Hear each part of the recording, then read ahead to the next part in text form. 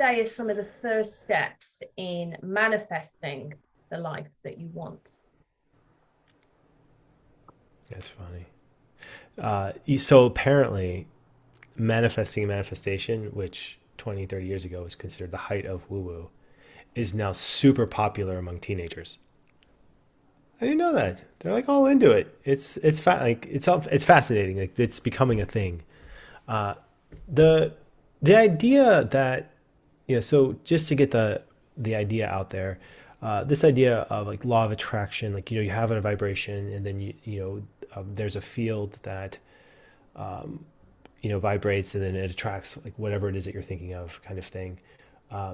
You know, 100, 200, 300 years from now, it might not be that far off.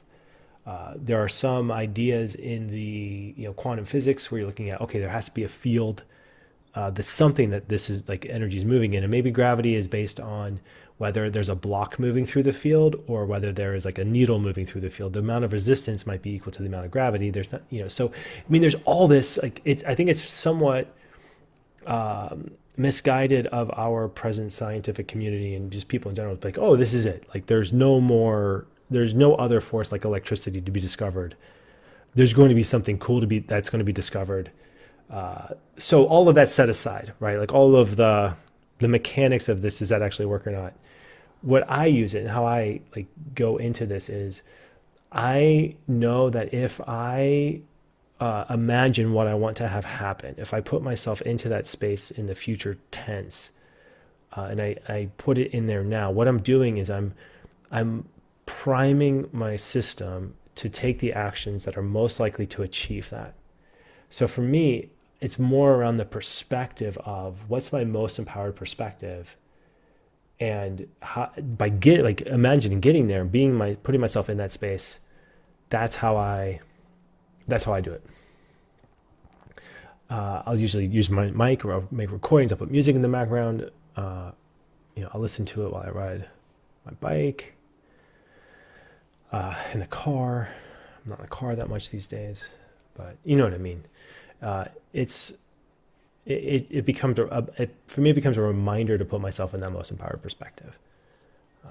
And some of them, I listen to them so often, it's like lyrics of a song. I will say the same words at the same time, just unconsciously, and then that's when I know it's in. Like I don't, some of them I listen to like 15, 20 years old now. Like I have some old ones. Wow. Old. They're amazing. They're amazing. I remember, I mean, because it brings back so many memories of where you are when you're listening to them, making of it. I mean, I use them a lot when I work out. I really do. How about you, Raj? I know this is a bit, I mean, this is one of your I know this is one of your central topics. Yeah, Love to hear your thoughts on this. it's so powerful. I think as you were talking, the word that was coming up for me, um, first, it's belief as well, isn't it? It's the belief that this can happen. And a lot of people, they want to manifest, but there is doubt, or there is that room in their mind where, is this really possible? And and I think what happens is people get fixated on the how versus the dreaming, and I have dreamt and put things on my vision board that if I think about my younger self, and like you're saying, listening to those recordings at that time, I never shared with other people would have been like, there is no way. And it's here now. I'm living it right now. Just talking to you is what was on that vision board right now. It is happening and it's here. And that, just claiming it in that way, for me, like you, John, it's an active practice. It is, there's regular times of the year when I'm going to go all out. This is my time now. I've been decluttering things. This is the time where I like to just revisit intentions, celebrate, do a vision recording or a vision board. But I like to visit it periodically throughout the year as well, and celebrate. Yeah, it's for me, it's about a reminder of claiming an empowered perspective. and finding unique ways to remind yourself of that perspective throughout the day, and really just bringing it in and deeper and deeper. I let my kids listen to them, like in the cars.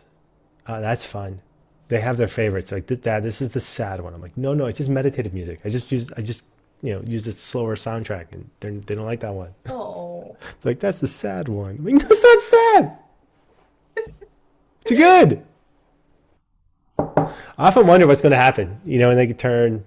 I'm curious to see, what their feedback will be, being growing up in a life coaching household. mm. Be fascinated. So far, so good, but It is fascinating.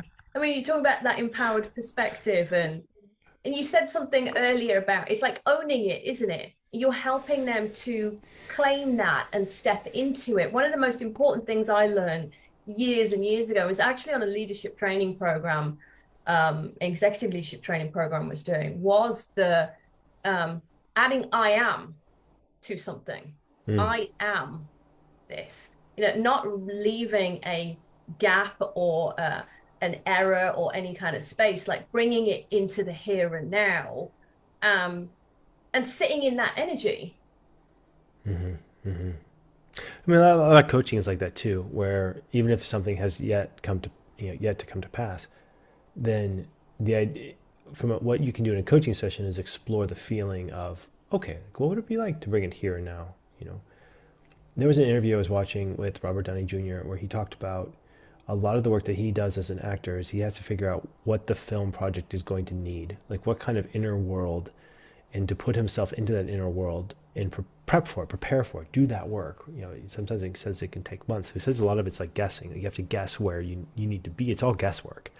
But the thing that struck me about it was the forward the the forward imagination of what this might be in the future and bringing it to the present moment. I mean, and there's a lot of studies that say human beings are terrible at this. Like, we're very bad at knowing what we're going to like or not like.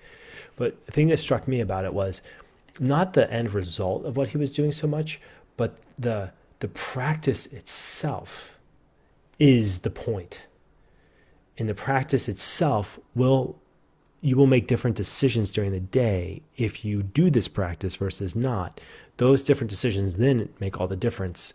Make a 1 degree difference, 2 degree. I mean, now you're operating in an exponential type of situation. Yeah, yeah, Rajis are fun. And we're on time, and I could talk about this all day. I know. Thanks, John. I have some old ones. They're fun. Maybe I'll break them out. Maybe I'll put them. I mean, they're fun. Oh, another thing I used to do too is I would take apart magazines and write, like, what I would like to see, like as if a reporter were writing a story about Yeah. us. Like, I'll do that. There's all sorts of stuff. You just be creative, have fun.